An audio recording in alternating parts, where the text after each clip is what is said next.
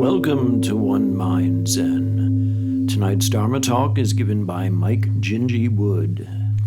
You hear us dedicate merit to Mike Jinji Wood every week. He wrote this, and I am going to deliver it for him as a Dharma talk. This is called Field Notes on Silence. When I think about the misery of those in this world, their sadness becomes mine. Oh, that my monk's robe were wide enough to gather up all the suffering people in this floating world. Nothing makes me more happy than Amida Buddha's vow to save everyone. Ryokan. Buddhism speaks a lot about suffering, its causes and solutions. It speaks eloquently about how universal and interdependent suffering is, yet also about its transience, how it is transformed into compassion and insights into the human condition that one might not have realized otherwise.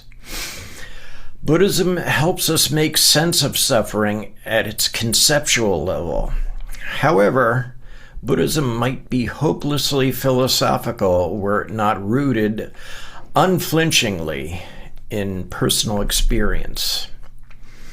The Buddha invited us to test his teaching against our own stories. The pudding is always proved or flushed. I've spent the last 5 months rolling with a serious infection that sent me to the ER in its acute phase and sleeping for days after chugging enhanced cough syrup. I have had a masterclass in testing my practice, my ability to navigate suffering, and to report anything worthwhile. A raw, dry cough has been the most constant symptom. I whispered a lot, wrote things down on really bad days, and spent a whole lot of time in silence. Silence is the core of the life of meditation, ritual and service that I have chosen. It revealed itself in my life this summer through imposition and force rather than chosen. Silence is the language of meditation, of being centered, of presence. In silence, there are no answers or questions. It is where the mind shuts up long enough to listen to sound that is beyond itself, where you become historically displaced, not attaching to the various thoughts and inner narratives that have helped you create a fairly solid self, where you hear the sounds of suffering in the world, to which we can respond with the compassion that we've been cultivating. In the ER, as I lay in silence on the gurney, in fever, shivers, unrelenting cough, aches all over, I had no experiences of well-worn inner stories to tell me about myself, and I was not silent by choice, unattached to my ego due to any attainment. My true ground of being was that gurney, only that. My only attachment was to what my body was erupting to share with me. For a few minutes here and there, lying on a gurney, I did rest truly in that silence. I sensed that enlightenment, among other things, is just knowing where you are, and silence is that where you are. There you see that it is possible to recognize everyone, including yourself. That now is limited by your capacity, how much breath you bring to the table. I lost my sense of smell years ago from other conditions and other infections, and in the ER, other senses also slowly became estranged. Severe earaches, painful light sensitivity coupled with enlarged and sinking eyelids, and a cough that has caused me to use text or handwritten notes to communicate with my wife. But in the sound of that Sharpie was truth we had tested and come to believe would help us sit still without talking. My mind was not reminding me, flattering me, damning me, deifying me. There was nothing but the sheer acute shit of life, its occasional respite from pain, and I couldn't think or sort or construct even if I wanted to. But after a while, it became more and more okay not to be able to process anything, just to react without making good or bad. When scraps of thought did leak in, they paled in comparison to the experience I was having, which suggested to me it would be okay if I never went home. I was left without any familiar relative ideas of me, nor of any familiar fears of death. I needed nothing and wasn't needed, and that was okay. I was needed by family and friends, of course, but in this version of silence, I was left without thoughts for them.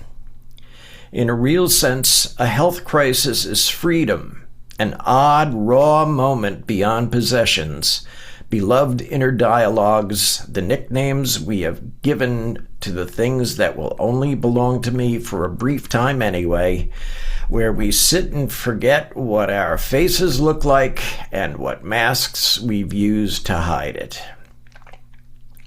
It is also a freedom that separates us from anything reliable or loved. It is not so much a silence that is a share of the great silence, so much as a strange, intimate piece of visceral present from which may be no chance to recoup our safety nets or our bullshit. Even with that world of only the ER, only the body talking itself into staying around it as it judges the use of the new things being injected into it. As a monk, I can see in retrospect that in silence or limbo that is cruel and unnerving, a bit of compassionate luck. In the context of my monastic and bodhisattva vows, I was entering a dharma gate, an unwanted one, which will give me the information to be used to another person who might use this same gurney. Such understanding can never be learned in books or rituals. It is never handwritten or spoken. It is embodied. When the need for answers is marginalized, there is room to witness interdependence of being, examples of all the worlds and words we chant or meditate on. Impermanence, no fixed self, manifest without my needing to participate or narrate. So yes, silence. Sit in silence. Let meditation be where you learn exactly who you are and attain enlightenment, which helps you realize what needs to be done for others now without any inner preambles. Place, ground of being, knowing precisely your place in that place. But what about silence when is forced upon you? The IV drip silence, the post-projectile vomiting silence, the silence in between the incessant throat cough that you're sure is loosening your teeth. With or without answers, my bed was the most important in the ER. But only in the sense that every other bed was just as unique and vital. Such understanding can never be learned in books or rituals. It is never handwritten or spoken. It is embodied.